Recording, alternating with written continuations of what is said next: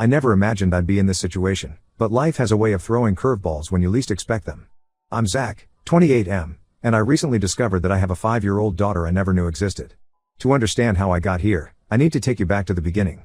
6 years ago, I was a fresh college graduate, eager to start my career in software development. I had landed a job at a promising tech startup in the city, and I was ready to take on the world. That's when I met Tina, 27F, at a mutual friend's housewarming party. She was studying to become a veterinarian, and we hit it off immediately. We bonded over our shared love for old sci-fi movies and our dreams of making a difference in the world. Our relationship progressed quickly. Within a few months, we were practically inseparable. We'd spend weekends exploring the city, trying out new restaurants, and planning our future together. Tina was brilliant, kind, and had a wicked sense of humor. I thought I had found my soulmate. We dated for 2 years, and things seemed perfect. We had even started discussing marriage and our plans for the future. I remember one night, sitting on the roof of my apartment building, looking at the stars, and talking about how many kids we wanted. Tina said she wanted at least 2, and I agreed. It felt like we were on the same page about everything.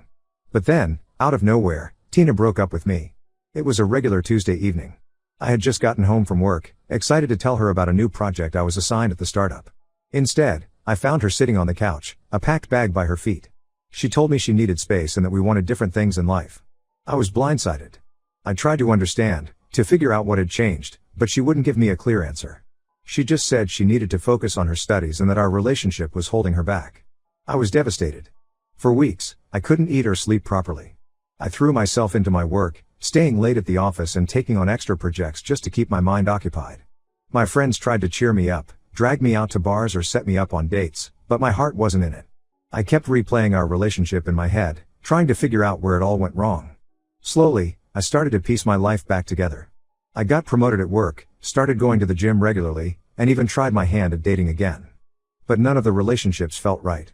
They all seemed to pale in comparison to what I had with Tina. Fast forward to 3 months ago. It was a beautiful Saturday afternoon, and I decided to take advantage of the nice weather by going for a run in the local park. As I was cooling down near the playground, I saw a little girl who caught my attention. She had my eyes and my smile. At first, I thought I was imagining things, but I couldn't shake the feeling that I knew her somehow. Then I saw Tina walking up to her, and my world turned upside down. She looked different, her hair was shorter, and she seemed more mature, but it was definitely her. Our eyes met, and I saw the color drain from her face. The little girl, oblivious to the tension, ran off to play on the swings, giving us a chance to talk. Tina tried to make small talk, asking how I'd been, but I cut straight to the chase. I asked her if the little girl was her daughter, and she nodded. Then I asked the question that had been forming in my mind since I first saw the child: is she mine? Tina's silence was all the answer I needed. She eventually admitted that yes, Natalie was my daughter. She found out she was pregnant shortly after our breakup but decided not to tell me because she thought I wasn't ready for fatherhood. She said she knew how important my career was to me and didn't want to burden me with a child. I was furious. How could she make that decision for me? I missed out on 5 years of my daughter's life because Tina decided I wasn't ready. We had a heated argument right there in the park, our voices low but intense to avoid drawing attention. I demanded a paternity test, not because I doubted Natalie was mine, but because I knew I'd need it for legal purposes. Tina agreed, probably realizing she had no choice. The next few weeks were a blur. The paternity test confirmed what I already knew in my heart: Natalie is my daughter. Now, I'm trying to navigate this new reality, and it's overwhelming. I want to be part of Natalie's life, but Tina is making it difficult. She's setting all these rules and restrictions on when and how I can see Natalie. She says it's to protect our daughter, but I can't help feeling like she's punishing me for something that wasn't my fault. To complicate matters further, my family is furious with Tina. When I told my parents about the situation, my mom broke down in tears, devastated that she had missed out on the first 5 years of her granddaughter's life. My dad, usually the calm one, was uncharacteristically angry. They're pushing me to go for full custody, saying Tina doesn't deserve to be Natalie's primary caregiver after what she did. I'm torn. On one hand, I'm angry at Tina for keeping this secret and robbing me of precious years with my daughter. On the other hand, I don't want to disrupt Natalie's life more than necessary. She's innocent in all of this, and I want to do what's best for her. But what is best for her? Is it staying primarily with the mother she's known all her life, or having equal time with both parents? My friends are divided on the issue. My best friend, Jake, thinks I should fight for custody. He argues that Tina forfeited her right to make unilateral decisions about Natalie when she chose to keep her a secret. But my colleague, Maria, who went through a messy custody battle herself, advises me to take it slow and build a relationship with Natalie gradually. She warns that a lengthy legal battle could traumatize Natalie and damage any chance of a cordial co-parenting relationship with Tina. I'm also worried about how this will affect my current girlfriend, Rebecca, 26F, who I've been dating for a year. We met at a coding boot camp I was teaching on weekends, and hit it off immediately. She's smart, ambitious, and we share a lot of common interests. When I told her about Natalie, she was shocked but supportive. However, I can tell she's struggling with the idea of me having a child with my ex. We had talked about our future together, and suddenly, those plans seem up in the air. I've started spending time with Natalie, and she's amazing. She's smart, funny, and has so much energy. She loves animals, just like her mom, and gets excited about the smallest things. Every time I see her, I'm reminded of all the moments I've missed. Her first words, her first steps, her first day of school, all gone because of Tina's decision. The financial aspect of this situation is another point of contention. I want to contribute to Natalie's upbringing, but Tina and I can't agree on how much or how it should be done. She seems to think that because she raised Natalie alone for 5 years, she gets to make all the decisions now. But I want to be involved in every aspect of Natalie's life, including decisions about her education, healthcare, and general upbringing. I'm at a loss. I want to be a good father, but I also want justice for what was taken from me. How do I move forward? How do I build a relationship with my daughter while dealing with all this anger and resentment towards her mother? And how do I balance all of this with my current relationship and the rest of my life? Any advice would be appreciated. I feel like I'm drowning in a situation I never asked for, and I don't want to make any decisions that I'll regret later. How do I make this right, not just for me, but for Natalie? Update 1. It's been 2 months since my last post, and a lot has happened. First, I want to thank everyone for their advice and support. Your comments and messages have been a lifeline during this tumultuous time. After much deliberation and consultation with a family lawyer, I decided to take legal action to establish my parental rights and work out a formal custody agreement. It wasn't an easy decision, but I felt it was necessary to ensure I had a legal right to be part of Natalie's life. The process has been challenging, to say the least. Tina initially resisted, claiming that disrupting Natalie's routine would be harmful. She argued that Natalie was thriving under the current arrangement and that introducing me fully into her life would only confuse and upset her. However, my lawyer helped me push for a temporary visitation schedule while we work out the details of a more permanent arrangement. For the past month, I've been seeing Natalie twice a week and every other weekend. It's been a roller coaster of emotions. Every moment with her is precious, but it's also a stark reminder of all the time I've lost. Natalie is a bundle of energy and curiosity. She loves dinosaurs and can recite the names of at least 20 different species. She gets excited about the smallest things, like finding a uniquely shaped leaf or a colorful rock. One particularly difficult moment was when Natalie asked me why I hadn't been around before. I struggled to find an age-appropriate way to explain the situation without bad-mouthing Tina. I simply told her that sometimes grown-ups make mistakes, but that I love her very much and I'm here now. It wasn't a perfect answer, but it seemed to satisfy her for the moment. Still, I know this is a conversation we'll need to revisit as she gets older and can understand more. My relationship with Tina remains tense. We're trying to be civil for Natalie's sake, but there's still a lot of unresolved anger and hurt between us. She's been more cooperative with the visitation schedule, but I can tell she's not happy about it. Every handover is awkward, with forced smiles and stilted small talk for Natalie's benefit. Last week, we had our first major disagreement about Natalie's upbringing. I learned that Tina had been feeding Natalie a strictly vegetarian diet. While I respect Tina's personal choice to be vegetarian, I don't believe it's right to impose that on Natalie without discussing it with me. We had a heated argument about it, which ended with us agreeing to consult a pediatric nutritionist to ensure Natalie's diet is balanced, regardless of whether it includes meat or not.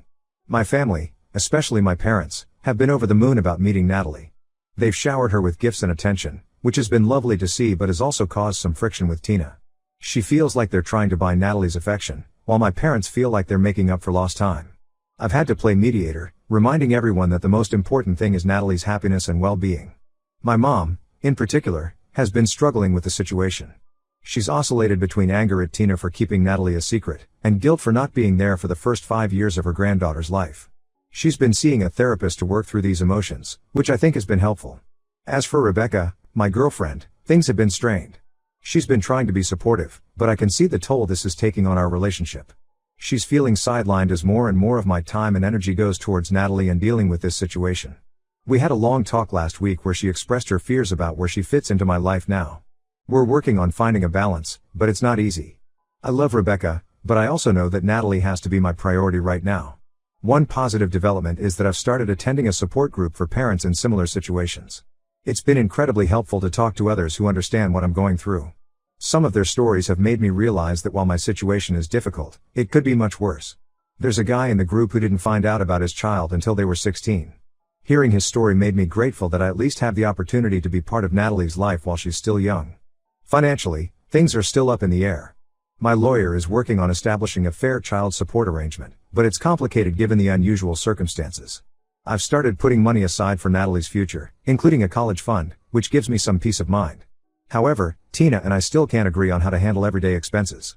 She seems to resent any financial contribution from me, as if accepting my money somehow diminishes her role as Natalie's primary caregiver for the past 5 years.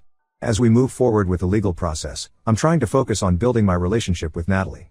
It's not always easy, and there are moments when the anger towards Tina threatens to overwhelm me. But then Natalie will say something funny or give me a hug, and all that anger melts away. I'm learning to separate my feelings about Tina from my relationship with Natalie, but it's a daily struggle. I know we have a long road ahead. There will be more challenges, more disagreements, and probably more heartache. But I'm committed to being the best father I can be, regardless of the circumstances. Natalie deserves nothing less. Thank you all again for your support. Your words of encouragement and advice have meant more than you know. I'll update again when there are significant developments. Update 2. It's been another 3 months, and I wanted to give you all an update on my situation with Natalie and Tina. Things have taken some unexpected turns, both good and bad. First, the good news. After several mediation sessions and negotiations through our lawyers, Tina and I have finally reached a custody agreement. I now have Natalie every Wednesday night and every other weekend, plus 2 weeks during the summer and alternating holidays. It's not perfect, but it's a huge improvement from where we started. Natalie seems to be adjusting well to the new arrangement. She's always excited to see me, and we've started developing our own little traditions. Every Wednesday, we have a breakfast for dinner night where we make pancakes together. It's become something she looks forward to all week. Last Wednesday, she insisted on making pancakes shaped like dinosaurs. It was messy, but seeing her laugh as she tried to make a T-Rex shaped pancake was worth every bit of batter we had to clean up. Now for the not so good news. My relationship with Rebecca ended about a month ago.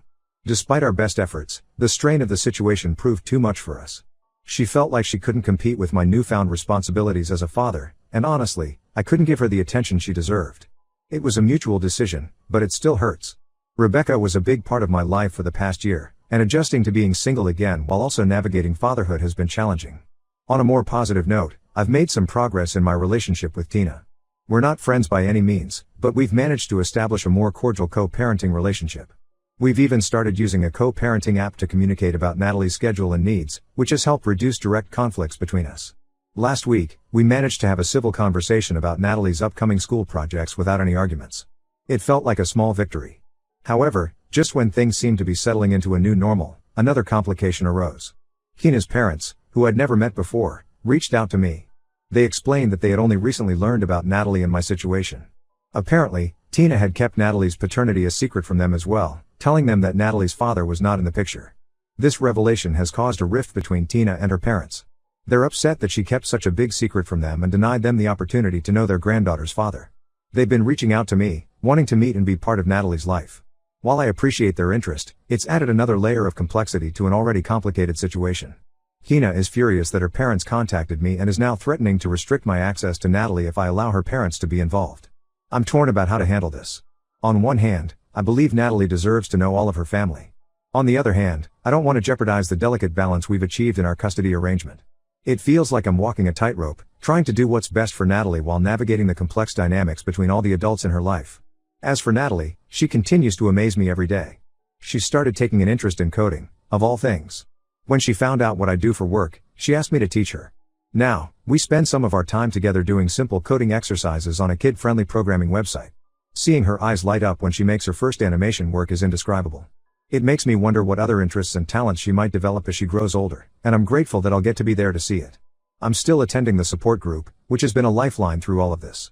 Hearing others' stories and sharing my own has helped me process my emotions and given me valuable perspectives on co-parenting. Last week, I shared about the situation with Tina's parents, and the group had some insightful advice on how to approach it. Looking ahead, I know there will be more challenges.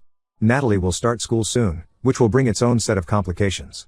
Tina and I will need to agree on which school she'll attend, how we'll handle parent-teacher conferences, and so much more. But for now, I'm focusing on cherishing every moment I have with her and doing my best to be the father she deserves. Thank you all for your continued support. I'll update again if there are any significant changes. Update 3. It's been 6 months since my last update, and I wanted to share the latest developments in my journey with Natalie and the ongoing saga with Tina. The biggest news is that I've recently been offered a promotion at work. It's a great opportunity. I'd be leading a team developing a new AI-driven software platform. The catch? It would require relocating to a different state, about 500 miles away. Normally, I would have jumped at the chance, but now, with Natalie in the picture, it's not that simple. I brought up the possibility with Tina, and as expected, she was completely against it. We had a long, tense conversation about it. She argued that moving would disrupt Natalie's life and our current custody arrangement. She pointed out that Natalie had just started making friends at her new school and was settling into a routine with both of us. We had a heated argument about it, with Tina accusing me of putting my career before Natalie's well-being. I spent weeks agonizing over the decision. I talked to my boss about the possibility of working remotely, but the nature of the project requires me to be on site. I consulted with my lawyer about how a move might affect my custody rights. I even took Natalie on a weekend trip to the new city, just to see how she might like it there.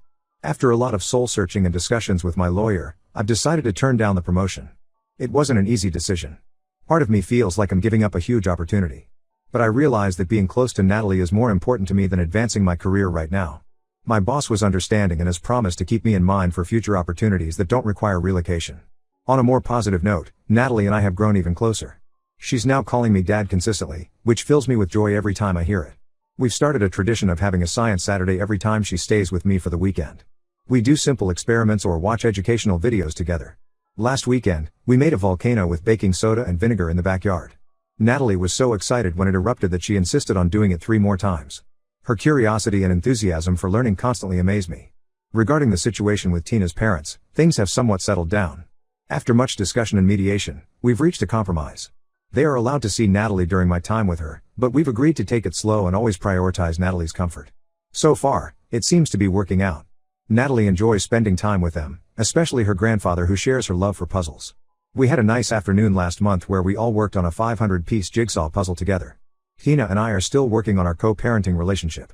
We've had our ups and downs, but overall, things have improved. We've even managed to attend one of Natalie's school events together without any drama, which felt like a major accomplishment. It was a science fair, and Natalie had made a project about the water cycle. Seeing her beam with pride as she explained her project to us both was a moment I'll never forget. I've started dating again, casually. I'm being very cautious about introducing anyone to Natalie, but it feels good to be moving forward with my personal life. I've been upfront about my situation with the women I've dated, and while some have been understanding, others have decided it's not for them. I'm okay with that. Natalie is my priority, and I need someone who can accept that. One challenge we're currently facing is that Natalie has been asking more questions about why I wasn't around when she was younger. It's a difficult topic to navigate, and Tina and I are trying to find a way to explain it that's honest but age appropriate. We've considered seeking help from a child psychologist to guide us through these conversations. It's important to both of us that Natalie understands she's loved and that the situation wasn't her fault. Looking back on the past year, it's hard to believe how much has changed.